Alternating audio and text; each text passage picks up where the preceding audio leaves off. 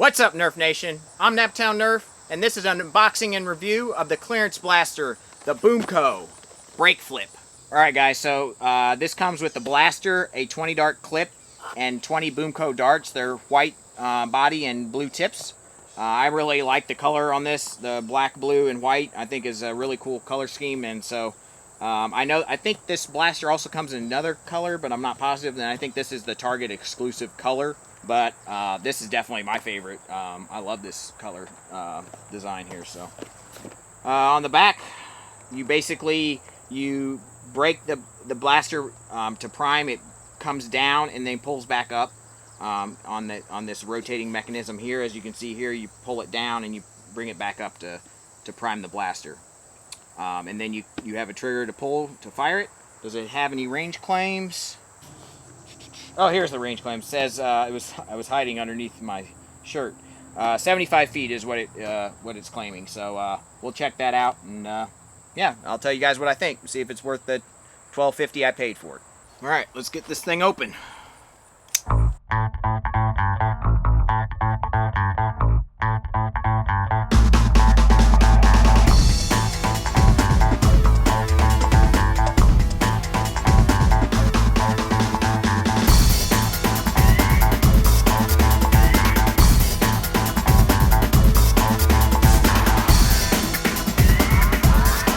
So with the blaster, obviously you get your clip and your darts. You also get a target that these will stick to, which is the same as photo paper, but it's a smart stick target, I think is what they call it. And then you get your directions. Okay guys, so let's talk about the features of the brake flip. Start off with how the blaster actually works. So you have to load your clip in the left side here until the line, you put it into the line on the arrow right there. There's a little line on the clip right past that arrow, and that's where you know you're ready to fire. So you put it into that point, and then you pull down on the front of the blaster and you pull it back up. That means you're able to fire now. Okay? And you just repeat that process. You can either push down on the handle or push down on the front of the blaster to prime it, and then you fire. Also, you can one-hand this, which is pretty cool.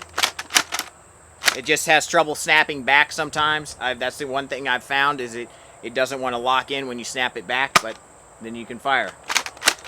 See, it doesn't want to lock in there for some reason.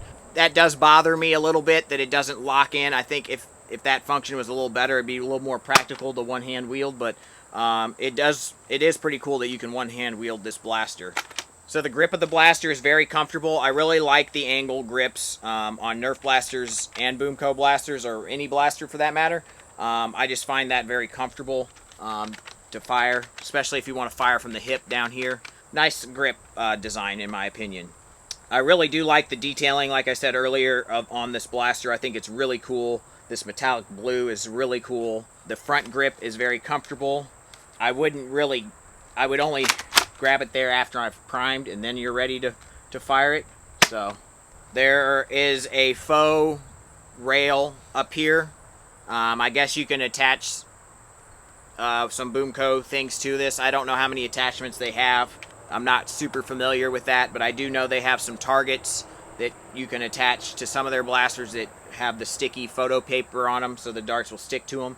So I believe that would fit on here, but I don't have any to test, so I can't say that for sure. One thing to be noted on Boomco blasters, they do paint both sides. So that is really awesome. Way to go, Boomco, for painting both sides of your blasters. I really wish Nerf would do the same, but evidently they're too cheap. That being said, this blaster originally sold for $25, which I think it probably should have been more around $20. So it's a little higher than I would think it should have been, which is probably why I didn't purchase this right away. But at the $12+ I paid for this, I think it's worth a purchase at that price point for just a fun, it's a very fun blaster to play with. Okay guys, I'm going to go ahead and show you a range test now. Alright guys, we're going to do 10 shots flat and then 10 shots angled.